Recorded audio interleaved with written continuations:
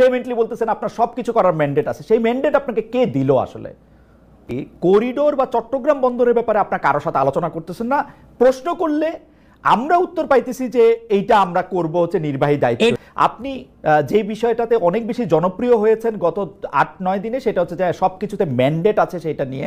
কিন্তু আমার আন্ডারস্ট্যান্ডিং হচ্ছে যে আমি যাদের সাথে কথা বলেছি আইন কানুন বা যারা একটু রাষ্ট্রের সংবিধান খোঁজখবর রাখে, তারা আমাকে বলেছেন যে গণ অভ্যুত্থানের মাধ্যমে যান, অথবা আপিল বিভাগের অ্যাডভাইজারি ওপিনিয়নের মাধ্যমে যান, অথবা আপনি নির্বাচিত হয়ে যান, প্রত্যেকটা ম্যান্ডেটের একটা সীমানা বা সীমাবদ্ধতা আছে। যে কোনো ম্যান্ডেট আপনাকে কোনো কিছুর জন্য সব কিছুর ম্যান্ডেট দেয় না। সবাই আপনার কথা একটু শুনতে চাই, কারণ হচ্ছে এরকম যে অনেকে বলতেছেন যে শেখ হাসিনা, ধরা যাক 2009 সালে তো উনি নির্বাচিত হয়ে এসেছিলেন, বা এর আগে বেগম খালেদা জিয়া নির্বাচিত হয়েছিলেন, উনার কি সব কিছু করার ম্যান্ডেট ছিল? কিন্তু আপনি ভেহেমেন্টলি বলতেছেন আপনার সব কিছু করার ম্যান্ডেট আছে, সেই ম্যান্ডেট আপনাকে কে দিল আসলে? না, আমি যেটা বলেছি যে আমাদের ম্যান্ডেট আছে এভরিথিং, আমি যে শব্দটা বলেছি এভরিথিং, আমি কেন বলেছি সেটা হচ্ছে যে আপনি যদি 13 অ্যামেন্ডমেন্ট দিয়ে তো আমরা কেয়ারটেকার গভর্নমেন্টটা আমরা চালু হয়েছিল। কেয়ারটেকার গভর্নমেন্টে কিন্তু স্পষ্ট বলা আছে যে আপনি 3টা মাস, যে গভর্নমেন্টটা আসবে এরা 3 মাস থাকবে এবং এদের পুরো কাজটাই ফোকাসড অন ইলেকশন। সে ইলেকটোরাল লিস্ট বলেন, ইলেকশনকে আয়োজন করার যে কাজগুলো বলেন, সবগুলোই করার ছিল এটার কাজ। ইলেকশনের বাইরে তার কোনো ম্যান্ডেট ছিল না, সেটা একদম স্পষ্ট, এবং 13th অ্যামেন্ডমেন্টে ওইটা ছিল। কিন্তু 13th অ্যামেন্ডমেন্ট তো ওরা এসে এটা বাদ দিয়ে দিল। দেওয়ার পরে যেটা হয়েছে যে যখন ইন্টারিম গভর্নমেন্ট হওয়ার পরে যেই পরবর্তীতে যখন সুপ্রিম কোর্টে যে রেফারেন্সটা গেল, ওইখানে দেখেন 106 আর্টিকেল 106-এ বলা আছে, ওইখানে বলা আছে যে আমরা যে কোনো গভর্নমেন্টের মতো আমরা এক্সিকিউটিভ পাওয়ারটা আমরা ইউজ করতে পারবো। এটা যেটা নর্মাল একটা গভর্নমেন্ট যেই এক্সিকিউটিভ পাওয়ার হোল্ড করে, আমিও সেই এক্সিকিউটিভ পাওয়ার হোল্ড করছি। এটা আমি অ্যাটর্নি জেনারেলের সাথে এটা নিয়ে আমি কথা বলেছি, আরো 2-3 জন ইন্ডিপেন্ডেন্ট লয়ারের সাথে আপনি যেমন কথা বলেছেন আমিও কথা বলেছি। আমি আপনাকে ইনভাইট করব অ্যাটর্নি জেনারেলকে আপনার প্রোগ্রামে আনতে, ওনার কথা শুনেন উনি কি বলেন। আমরা ওই অনুযায়ী আমরা আমাদের কথাটা বলেছি। আমাদের ম্যান্ডেটটা হলো আমরা যে কাজগুলো, এটা অনেকে আবার কেউ বলছেন যে না আপনাদের ম্যান্ডেট হচ্ছে ডে টু ডে, ওখানে কোথাও লেখা নাই যে ডে টু ডে, এটা এক্সিকিউটিভ নির্বাহী পাওয়ারের কথা বলা হয়েছে। কিন্তু আপনি আমাকে একটু বলবেন যে অন্য সরকারের মতোই ক্ষমতা আছে, এটা কি আমি আমি আমি 106-এ যেটার মধ্যে করে এপিলেট ডিভিশনের রায়টা দিল, আমি এটার মধ্যে নির্বাহী কাজ করতে পারবেন বলে আমি এটার মধ্যে এটা দেখতেছি। সেই নির্বাহী কাজের দুই রকম ব্যাখ্যা আছে। একটা ব্যাখ্যা হলো আপনার যে কাজগুলি করতে হবে, না করলে দেশ থেমে যাবে, সেই কাজগুলি আপনি করবেন। আরেকটা ব্যাখ্যা হলো যে আপনার জরুরি প্রয়োজনে যদি আপনার কোনো কিছু করতে হয় তাহলে আপনি এটা করতে পারবেন। আপনাকে এই ক্ষমতা দেয়া আছে যে আপনি এখন পলিসি বানাতে পারবেন, কিন্তু সেটা অ্যাবসলিউটলি যখন আপনার প্রয়োজন হবে তখন। আপনার রিডিং, আর আপনি নিজেও লয়ার স্টুডেন্ট। না, আমি জার্নালিজমের স্টুডেন্ট ভাই, আমি জার্নালিজমের স্টুডেন্ট ভাই। যাক, বাট আমি যেটা জানি আমাদের রিডিং হচ্ছে নির্বাহী মানে হচ্ছে আপনি আমার একটা গভর্নমেন্টের যে কাজগুলো করে সেই পুরো কাজগুলো এটার মধ্যে পড়ে। আমি বললাম তো আপনি 2জন লয়ারকে আনেন, এনে জিজ্ঞেস করেন, আমরা এই জায়গায় আমাদের রিডিং স্পষ্ট। আচ্ছা, আমি একটু জার্নালিজমের জায়গা থেকে কথা বলি শফিক ভাই। আমাদের যে সংবিধান, আপনারা সংবিধানের অধীনে শপথ নিয়েছেন, সুতরাং আপনারা নিজেদেরকে বিপ্লবী সরকার বা অভ্যুত্থানের সরকার বলতে পারবেন না। আপনারা সাংবিধানিক সরকার, কিন্তু এবং সেইটা 106-এ আপনাদেরকে আসলে এন্ডোর্সও করা হয়েছে এজ সাংবিধানিক সরকার। এখন যে সংবিধানটা আছে সেই সংবিধান আপনাদের মানতে হবে, এর বাইরে যাওয়ার আপনাদের উপায় নাই। আপনারা বিপ্লবী সরকার না, আপনারা সাংবিধানিক সরকার। সাংবিধানিক সরকার হইলে সেই সরকারের এই সংবিধানটার কোর এসেন্স হচ্ছে আপনাকে জনগণের রিপ্রেজেন্টেটিভ গভর্নমেন্ট হইতে হবে। যতক্ষণ পর্যন্ত আপনি রিপ্রেজেন্টেটিভ গভর্নমেন্ট না, ততক্ষণ পর্যন্ত আপনার ক্ষমতা হচ্ছে লিমিটেড। এটা আপনি মাহমুদুল ইসলাম সাহেবের আপনি আপনার জায়গাটা দিয়ে আপনি এক্সপ্লেন করছেন, আপনি আপনার রিডিংটা বলছেন। আমার রিডিং বলে যে এই government is like any other government, but এটার ম্যান্ডেটটা এসছে একটা অভ্যুত্থান থেকে, গণ অভ্যুত্থান থেকে এই গভর্নমেন্ট এটা করা হয়েছে। আমরা সেইভাবে রিডিং করি, এবং আপনার যদি মনে হয় যে না আমি আমার কথার মধ্যে কোনো ব্যত্যয় আপনি খুঁজেন, আমি বলবো যে টপ লয়ার আছে বা অনেক বড় কনস্টিটিউশন এক্সপার্ট আছে, তাদের সাথে কথা বলতে পারেন। ওকে, গণ অভ্যুত্থানের ম্যান্ডেটের কথা আপনি যেটা বলতেছেন, সেই ম্যান্ডেটও যদি আপনার থাকে, সিস্টেমটা হচ্ছে একটা সরকার মানে তো হচ্ছে একটা গোষ্ঠী যারা আসলে দেশটা চালাইতেছে, তাদের তো কারো না কারোর সাথে এটা নিয়ে কথা বলতে হয়। যেমন আপনারা আসলে সংস্কার করার জন্য সংস্কার কমিশন করছেন 6টা 7টা, কিন্তু খুবই ইন্টারেস্টিংলি করিডোর বা চট্টগ্রাম বন্দরের ব্যাপারে আপনার কারোর সাথে আলোচনা করতেছেন না। প্রশ্ন করলে আমরা উত্তর পাইতেছি যে এইটা আমরা করব হচ্ছে নির্বাহী দায়িত্ব। এটা আমাদের এক্সিকিউটিভ পাওয়ারের মধ্যে পড়ে এই কাজগুলো। আপনি যদি ধরেন 1 লক্ষ রোহিঙ্গা এখানে এসে পড়ে, আমাদের তো এটা নিয়ে তো আমাদের ভাবতে হবে। এটা নিয়ে তো আমার এটা একটা আমার মেজর একটা কাজ, এটা আমার মেজর হেডেক। আমরা এসে যেটা পেলাম যে 7টা বছর রোহিঙ্গা ক্রাইসিসটা আছে, কিন্তু কোথাও কোনো হচ্ছে এটা একটা ফরগটেন ক্রাইসিস হয়ে গেছে। এই জায়গাটা নিয়ে কেউ ভাবছেও না। তো আমার এটা ভাবতে হবে না? প্রফেসর ইউনূস প্রথমে এসে সেপ্টেম্বরে ইউএনএ যে বললেন এবং উনার কথার পরিপ্রেক্ষিতে একটা ইউএন একটা অ্যাডপশন করলো একটা যে, এবং ওইটার আলোকে এখন 170টা দেশ এই রোহিঙ্গা ক্রাইসিস নিয়ে আলাপ করবে। এই ক্রাইসিস হলে উনি কি আলাপটা করবেন না? উনি কি এই ইয়েটা দেখবেন না? ঠিকই তেমনি আমাদের বড় একটা হচ্ছে যে সংস্কার, ইকোনমিক সংস্কারের মূল কাজটা হচ্ছে চিটাগাং পোর্ট। আমি আবারও বলছি, চিটাগাং পোর্টের সংস্কার ছাড়া, চিটাগাং পোর্টকে এফিসিয়েন্সি আনা ছাড়া আপনি বাংলাদেশে জব তৈরি করাটা খুব ডিফিকাল্ট। আমি এটা আবারও বলছি, কিছুদিন আগে এই কথাটা আমি বারবার বলেছি। শফিক ভাই, আপনি কি মনে করেন যে এটা একটা এক্সিকিউটিভ কাজ, এটা একটা পলিসি ডিসিশন না? অবশ্যই এটা অবশ্যই এটা আমি মনে করি এটা পলিসি, নতুন পলিসি না। এটা একটা গভর্নমেন্টের এটা এর কাজ। আমরা এসে করেছি না, আমরা সাই পাওয়ার টেক তো এই যে 3 মাস তার কাজ আমরা এক্সটেন্ড করেছি না। আমরা এটা আমাদের এক্সিকিউটিভ কাজের মধ্যে আমরা মনে করি এইটা তো একটা কি ক্রুশিয়াল একটা কাজ, সেই কাজগুলো আমরা করছি। এবং আপনি মনে করেন আর একটা অনেকে বলছেন যে আমরা চিটাগাং পোর্টটাকে হ্যান্ড ওভার করে দিচ্ছি কাউকে, তা না। চিটাগাং পোর্ট চিটাগাং গভর্নমেন্টের কন্ট্রোলে আছে। তার টার্মিনাল ম্যানেজমেন্টের জন্য আমরা বিদেশি বড় কোম্পানির সাথে কথা বলছি। এবং আপনারা মনে করতেছেন যে নতুন কোন সরকার আসলে এই কাজটা তারা না করে আপনাদেরই করতে হবে? এইটার কি এইরকম একটা ইমিডিয়েসি আছে যে এক্ষুনি দিতে হবে? না, আমাদের কাজের ইমিডিয়েসিটা হচ্ছে যে আমি ইকোনমিক সংস্কার করে আমার প্রচুর জব তৈরি করে, আমার প্রতি বছর 22 লক্ষ ছেলে আমাদের জব মার্কেটে আসছে, কিন্তু আমি জব তৈরি করতে পারছি না। আর আমার জবটা তৈরি করতে হবে ইন্ডাস্ট্রিয়াল স্কেলে, জব তৈরি করতে হবে। তো সেটা করার জন্য আমার সত্যিকার অর্থে চিটাগাং পোর্টের কে আমি বাইপাস করে জব তৈরি আমি করতে পারবো না। সেই জায়গাটা আমার ওই কাজটা আমার হাত দিতেই হচ্ছে। বিদেশিদের দিয়ে এটা পরিচালনা করতে গেলে বাংলাদেশিদের জন্য জব তৈরি কিভাবে হবে সেটা নিশ্চয়ই আপনারা ভেবেছেন, একটু ছোট করে কি বলবেন? অবশ্যই কিরকম করে? অবশ্যই এটা এই জন্য আমরা প্রফেসর ইউনূস অনেকগুলো বিদেশি যারা বাংলাদেশের থেকে তারা গার্মেন্ট বানিয়ে নিয়ে যায়, তারা বারবার আমাদেরকে বলেছে যে চিটাগাং পোর্টের এফিসিয়েন্সি লেভেল খুবই লো, ফলে তারা যেটা হচ্ছে যেগুলো হাই ফ্যাশন আইটেম সেগুলো বাংলাদেশে করাতে চায় না। ওরা খুবই low fashion T shirt, pant shirt এগুলো করে। এবং আমরা এখন $50 বিলিয়ন মতো এক্সপোর্ট করি। এটাকে যদি আমি 100 বিলিয়নে নিতে চাই, 100 বিলিয়ন নিতে গেলে আমার মিলিয়নস অফ জব তৈরি হবে। এবং এইটার জন্য চায়না থেকে অনেক ফরেন ইনভেস্টর এখন বাংলাদেশে আসতে চাচ্ছেন, তারা লেবার ইন্টেন্সিভ ফ্যাক্টরিতে ইনভেস্ট করতে চান। কিন্তু যখনই ওনার শুনেন যে চিটাগাং পোর্ট এটা ওই সক্ষম না বা ওইটা হ্যান্ডেল করার মতো ক্যাপাসিটি নাই, তখন তারা ব্যাক অফ করেন। তো আমার ভাইটাল জায়গাটা হচ্ছে চিটাগাং, বিকজ আপনি যেই মালটা করবেন সেটা তো আপনার বিদেশে নিতে হবে। একটু করে বলি, $50 বিলিয়ন এক্সপোর্ট বাংলাদেশে 40 বছর অর্জন করছে, এখনো 46, 47, 48। 50 বিলিয়নের পরে আপনি আরো যখন 50 বিলিয়নের কথা বলবেন, এটা তো অবশ্যই প্রায় দ্বিগুণ জব ক্রিয়েট হবে। আমি শুধু জানতে চাই যে $50 বিলিয়ন যে এখন এক্সপোর্ট করা হয়, তার কিছু বড় অংশ চিটাগাং সমুদ্র বন্দর দিয়ে, কিছু হচ্ছে বিমানে করে যায়, কিছু অন্য বন্দর দিয়ে যায়, কিছু স্থল বন্দর দিয়ে যায়। না, 98% যায় চিটাগাং পোর্ট। আমি 98%ই ধরে নিলাম যে যায়। আপনি কি আমাকে বলতে পারেন যে বিদেশিরা করলে এর লিড টাইম কমবে, যেটা হাই ফ্যাশন যেটা আসলে সেটা কি গার্মেন্টস ফ্যাক্টরি ওনারদের সাথে কথা হয়েছে এই ব্যাপারটা নিয়ে যে তারা লিড টাইম কমাতে পারবে কিনা? আমরা তো বললাম তো, আমরা অবশ্যই লিড টাইম অনেক কমবে, লিড টাইম কমবে। বাংলাদেশের যারা বাংলাদেশের জন্য জব তৈরি হবে, সব লেভেলের জব তৈরি হবে।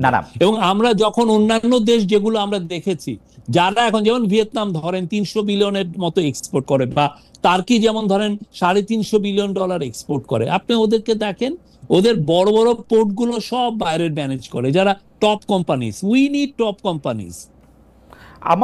আমার কাছে শুধু প্রশ্নটা এরকম যে এই এক্সপোর্টের যারা এই হ্যান্ডলিংটা করবে, এই আলোচনাটা কিন্তু এখন শুরু হয় না শফিক ভাই। আমার যদ্দূর মনে আছে এটা 20 সাল, 21 সাল, 22 সাল, 23 সালে অনেকবার এটা নিয়ে চেষ্টা করা হয়েছে, অনেকগুলি কথা বলা হয়েছে। এমনকি চিটাগংয়ের মেয়র মহিউদ্দিন সাহেব যখন বাইচা ছিলেন তিনি এটা রোধ করার জন্য অনেক চেষ্টা করছেন, কারণ এখানের মধ্যে কিছু কায়েমি স্বার্থের জায়গাও আছে। কিন্তু এটা কায়েমি স্বার্থ হচ্ছে মহিউদ্দিন আহমেদের স্বার্থটা বেশি ছিল, রাইট, সেটাকে আমি কায়েমি স্বার্থ বলতেছি, সেটাকে আমি কায়েমি স্বার্থ বলতেছি। সেটা উনি আটকাইতে চাইছেন, এটা করছেন, কিন্তু এখন আপনারা এটা করতে চাইতেছেন, সেইটা করার জন্য আপনারা স্টেক হোল্ডারদের সাথে কথা বলছেন কিনা, আপনারা তাদেরকে ইনভাইট করছেন কিনা। গার্মেন্টসের যে জায়গাটাতে আপনি বললেন গার্মেন্টসের এক্সপোর্টের ব্যাপারটা আমার মোটামুটিভাবে জানা আছে, আমার মনে হয় না যে নেতৃবৃন্দের কেউ আপনাদের সাথে কথা বলার সুযোগ পাইছে। আপনি একটু চেক করবেন আবার। আমরা এইখানে যারা ইনভেস্টমেন্ট করছে, যারা মেন বায়ার, আমার যারা ম্যানুফ্যাকচারার, তারা তাদের চেয়েও মূল ইম্পর্টেন্ট না শফিক ভাই, এটা ম্যানুফ্যাকচার এন্ড থেকে আপনার ইম্পর্টেন্ট, বায়ারের এন্ড থেকে না ভাই। আমি ম্যানুফ্যাকচারারের সাথে কথা হচ্ছে, বায়ারের সাথে কথা হচ্ছে, সবার সাথে কথা হচ্ছে। আচ্ছা, ফর্মালি ইনফর্মালি সবার সাথে আমরা কথা বলছি। আপনি কথা বলেন না, জিজ্ঞেস করেন। আমি ম্যানুফ্যাকচারদের সাথে কথা বলছি, আমি ম্যানুফ্যাকচারদের সাথে কথা বলছি, ম্যানুফ্যাকচার আমার সাথে ইন্ডিটেক্সের যে চিফ, যারা বাংলাদেশের থেকে কয়েক বিলিয়ন ডলার ইম্পোর্ট করেন, তাদের সাথে কথা বলছি। H&M যারা বাংলাদেশে 5-6 বিলিয়ন ডলার নিয়ে যান, তাদের সাথে কথা বলছি। কিয়াকসুন ম্যানুফ্যাকচার, বাংলাদেশের ওয়ান অফ দ্য সবচেয়ে লার্জেস্ট গার্মেন্ট ম্যানুফ্যাকচারার হচ্ছে কিয়াকসুন, ইয়াং ওয়ান, তার সাথে কথা বলা হচ্ছে। কথা বলা হচ্ছে না, এটা আপনি একটা কেন? না শফিক ভাই, আমরা সবার সাথে কথা বলছি। আমার মনে হয় যে আমি আপনারে বুঝাইতে পারিনি। আমার কাছে মনে হয়েছে যে আপনি অবশ্যই কথা বলছেন, কিন্তু আপনি কথা বলছেন হচ্ছে যারা আমাদের থেকে কিনে তাদের সাইডটা থেকে, আমাদের এখানে যারা তৈরি করে, যারা ম্যানুফ্যাকচার করে, তাদের কাছে অর্ডারটা প্লেস করে কারা, এটা মেন। তো আপনি অর্ডারটা তো আমি ম্যানুফ্যাকচার তো আমি পেয়ে যাচ্ছি না, অর্ডারটা কেউ না কেউ তো প্লেস করছে। যারা ব্যবসা করে তারা তো সবচেয়ে ভালো জানে তাদের জন্য এটা কি তাদের দাবি ছিল, তারা তো সবচেয়ে ভালো জানে ভাই। তারা মোস্ট ওয়েলকাম করছে, আপনি কথা বলেন, তারা মোস্ট ওয়েলকাম করছে। সেইটা তো বোধহয় ক্ষমতায় যে থাকে তাকে ওয়েলকাম করে ব্যবসায়ীরা, এটা মনে হয় আমরা দেখি। না, এটা তারা কি চায় না তাদের এখানে এফিশিয়েন্ট হোক, তার ইয়েতে কন্টেনারটা পড়ে থাকুক 3 দিন, কে চায়? ওকে, ঠিক আছে, এটা আপনি ব্যাখ্যা করেছেন। আমাদের এই বিষয়ে যে আপনারা যে সব ডিসিশন নিচ্ছেন, আপনি বলছেন যে এভরিথিং বলতে অন্য একটা সরকার যা করতে পারে তাই আপনারা করতে পারেন, অন্য একটা সরকারকে কোনো একটু কিছু করতে হলে অবশ্যই পার্লামেন্টে এটা আলোচনা করতে হয়। মুখে দেখাই করুক আর যাই করুক, 15 বছরে শেখ হাসিনা শাসন দেখতে দেখতে আমাদের কাছে মনে হচ্ছে সব শেখ হাসিনা করে, কিন্তু আপনি দেখবেন প্রত্যেকটাই পার্লামেন্টের মধ্যে থেকে কিন্তু সিদ্ধান্ত নেওয়া, পলিসির ক্ষেত্রে আলোচনা করা, ছোট ছোট গ্রুপের মধ্যে থেকে এটা করা, এইটা আপনারা করতেছেন কিনা সেটা যদি একটু বলেন। দ্বিতীয় কথা হচ্ছে যে আপনারা করিডোর দিচ্ছেন বা দেওয়ার কথা ভাবছেন বা আলোচনায় রাখছেন বা রোহিঙ্গাদের জন্য কিছু করা হবে বলে ভাবছেন, সেই ক্ষেত্রে বিনিময়ে আমরা কিছু পাচ্ছি কিনা, এই দুইটা বিষয় যদি একটু আবার একটু বলতেন যে আপনারা। না, বিনিময়ের আমাদের এগুলো পেসিং রিগড, আমরা এই বিষয়গুলো আমরা এসে এই ক্রাইসিস গুলো ইনহেরিট করেছি। আমার ইকোনমিতে জব তৈরি হচ্ছে না, এটা একটা বড় ক্রাইসিস আমার জন্য। আমার ইয়াং ছেলেরা, আপনি দেখেন পুরো আন্দোলনটা কিভাবে শুরু হলো, কোটার ক্রাইসিস, একটা জব ক্রাইসিসেতে তো গোটা হচ্ছে। তো ইয়াং ছেলে মেয়েদের জন্য, এবং যেই গভর্নমেন্টই আসুক আমাদের পরে, আমরা যে ইলেকশনটা করব ডিসেম্বর থেকে জুনের মধ্যে, তারপরে যে গভর্নমেন্ট আসবে তার মেন প্রথম কাজটাই হবে জব তৈরি করা। তো এই কাজগুলো তো আমার করতে হচ্ছে। এটা আর এখন পার্লামেন্ট যেহেতু নাই, কিন্তু আমার তো সত্যিকার অর্থে আমার তো এটা বসে থাকলে চলতেছে না, আমি জানি। বাট নেক্সট পার্লামেন্টে এসে এগুলো ডিবেট করবে, অসুবিধা কি? বাট আমরা মনে করছি আমরা যাই করছি যথেষ্ট ট্রান্সপারেন্সি রাখছি, আর আমরা যে ডিল যদি করি সেগুলো তো আমরা ওনাদের জন্য রেখে যাবো, তারা দেখবেন কতটুকু ট্রান্সপারেন্সি। আমি একটা ভয়ে প্রশ্ন করি, আমার কেন জানি মনে হতেছে সরকারের যা কিছু সিদ্ধান্ত সেটা প্রফেসর ডক্টর মোহাম্মদ ইউনূস আর শফিক ভাই আপনারা দুজনে নিতেছেন, ব্যাপারটা ঠিক কিনা? না, এটা উনি অনেক সিরিজ অফ ইয়ে করেন, উনি ওনার একটা জিনিস যেটা হচ্ছে যে এটা উনি করেন হচ্ছে বিদেশিদের সাথে, মানে দেশি লোকদের সাথে না, যেহেতু দেশি দুষ্ট লোক সব। এটা বাজে কথা। উনি কাকে বলেছেন দুষ্ট?